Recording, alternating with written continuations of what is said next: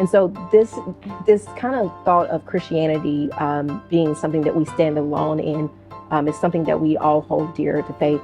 But even with King, I'm not sure if you guys remember, but like in the 60s, late 50s, early 60s, when he was doing his movement, he often partnered in what he called co-belligerence with other faiths or people of other spiritual backgrounds in order to move forward Black empowerment, Black ability for Black people to be able to have rights. Abraham Herschel is the Jewish man who comes to faith. I know you remember in Selma, he's walking across the bridge with the Jewish rabbi. Yeah. That's Abraham Herschel. And so he talks about how, there's a kindred of spirit when you're pushing toward good in the world. Mm-hmm. And so my last question for you guys, if you think about people of different faiths that may be a hero of yours and maybe someone that you feel like you admire and you would want to partner with, what would be a faith and or person that you would want to do a social project, and what social project would it be? Mm-hmm. So I think for me, the first person that comes to mind is someone very close to me, which is my roommate. My roommate is Muslim, and she has an interesting perspective as well because her parents too come from like two different faith backgrounds as well. And so it's just really been a joy this year to be able to have conversations with her and share experiences. And I think sometimes I go into those conversations a little like, oh, I don't want to say the wrong thing, but like God has been so faithful and just like allowing me to like feel comfortable to speak truth and like to speak honestly with her. And she has been so gracious and like understanding that there are things we don't always agree on or see eye to eye on, but like at the end of the day too, she's like, I love you, and so like I know that you love me and I care about you so much. And so that has been really amazing to see how like it's just like I feel like it's kind of like changed my perspective too, and like how I enter into like interactions or with people who come from different backgrounds. So I just see so much love in her and like feel like I guess she and I could probably do something together to change the world, I feel. And even hearing about like the underground church and like in Afghanistan and in China, it's like wow, that is so, I feel like that even in the past few minutes just makes me so like we need like something needs to be done, right? Like faith in action. Exactly. Full circle. Full circle. Look at that. Good God. And so I may not have like more specifics of what that would look like, but I feel like that is something that we would both be like very passionate about. Camille, I love what you just said. Like you said that what got you and your roommate to have like an authentic relationship and to have religion not be something that was a dividing wall between y'all, but something that you guys could, with integrity, keep your faith, she can keep her faith, but you can have this amazing relationship, and you would want to do action, you said, with her in the world. You would want to move toward people who are hurting or who are being persecuted. It's because you have trust with her, because you've lived with her. So there's something about that community aspect that brings people together and closer. And it's like the most Christian thing you can do, I think, is to befriend a person of a different faith.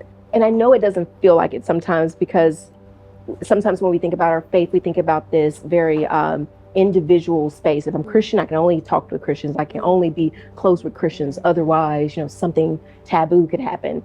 But it's just not true. I mean, even scripture itself says, like, if you want to inherit the kingdom of God, Luke 10, it says you are to love God with all your mind, heart, body, soul. But he also says you're to love your neighbor.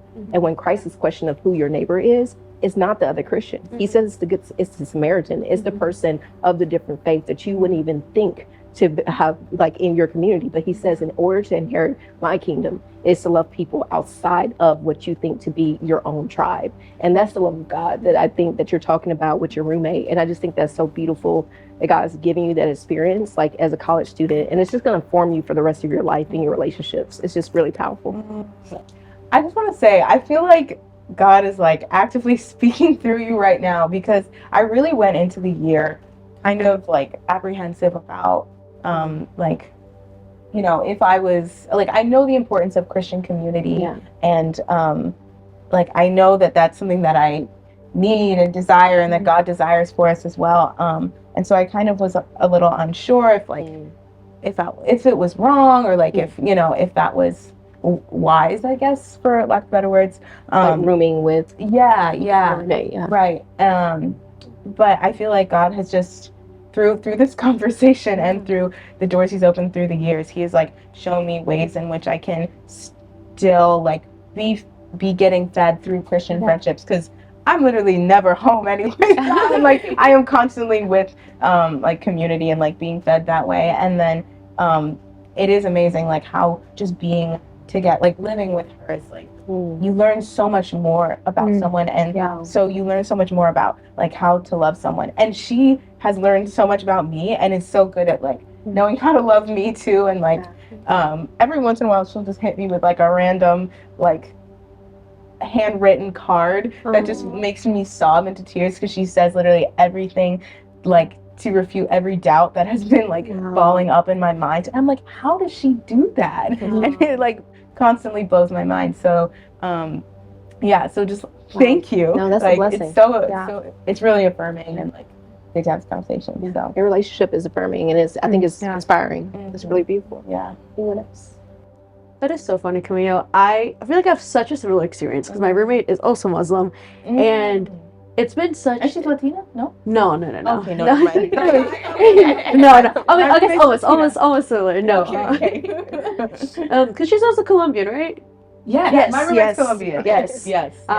But no, my roommate, I think, super similar. I think actually, like, I was like coming into the semester, I was very actually apprehensive about entering Christian community, because I think I like in the past 2 years I haven't really found like prior to the semester, I mean, like, so the freshman and sophomore year I didn't find like a true Christian community. I was like I felt like I was starting to find it, but it was never something that I felt really close to.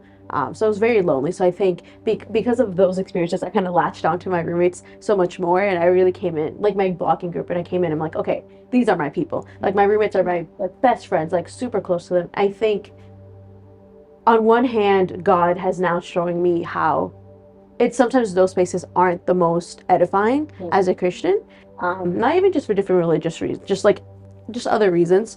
And he's drawing me so much closer to Christian community now. But still, I love those moments, like, I guess how Camille said, like, I'm barely in my dorm now, because I'm always hanging out with, like, other Christian people now, which I really do appreciate. But something I do love is that in those cases where I am back in my dorm, I'm having, like, super deep conversations about both my roommates' love for God and my love for God. And I remember this past summer she went through just an experience she got into like a small car accident. It wasn't anything bad, but like they were dealing with insurance. And I remember she called me at like 2 a.m. I was like, Nicole, dude, I need to tell you how great God is. And like we were both just talking about like how in our both like separate lived experiences, and like me coming from a Christian perspective and her from a Muslim perspective, like in this we like I think we spoke for like an hour, and we were just talking about like, dude, God is so good. And we were both sharing how like we do have this love for God. And while it does look different for each of us, there are certain like moments where we both find comfort in each other, because I think no one else in our friend group is Muslim and no one else in our friend group is Christian. So at least we have certain things, like sometimes when we're both not praying as much as we want to, we share that like, dang, like I want to be so much closer to God. And it's been super encouraging. And I think that's something I did not expect to find in my roommate, but I think it's been something that we both have appreciated a lot. So I was like, that is so funny that you bring that up for me, because that's exactly how I've been feeling recently. Let's chat later. Definitely. So I work a lot with refugees, and I've actually been working with a local Muslim charity, and I've gotten to know one supervisor very well. And I actually attended the mosque with her and just saw the way that she worshiped God. And it's just really cool seeing the way that she volunteers. It's like a daily grind, and that's her actual job, just like helping with refugees and giving them food stamps and a lot of other packages, and just having that a weekly parking lot distribution. And I was going there, and they gave me this like big shirt that was like Muslims for charity or something like that. I was like, and then just being able to see how motivated they were and how we are all striving for the same end of like welcoming these people into our community, and just seeing the way that she prayed too.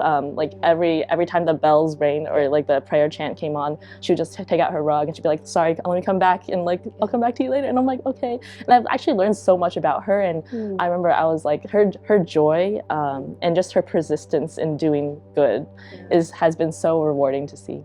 Oh man, this is so encouraging. You guys, I really love it. I feel like Generation Z is the generation to really help us to start thinking not just individualistic, but actually about how do we see the humanity in everyone and the other. It's like not just my perspective, but like really valuing and taking the time to live with people and be with people of different backgrounds and see what does it mean to have real relationship and community. So I'm really thankful that you guys have joined us and been a part of this. I really appreciate it.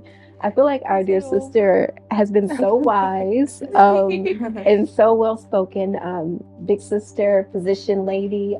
So I'm going to give you the ability to give the last words for us to start us out. Yeah, I guess just based off of my experience, I actually just want to give this time to just thank God for guiding me and like just always being there for me. And I think we could all relate. We've seen His hand move, and yeah, we just encourage everyone, like, you know, try it out, like, and you'll find something beautiful in Christ. So yeah, thank you so much.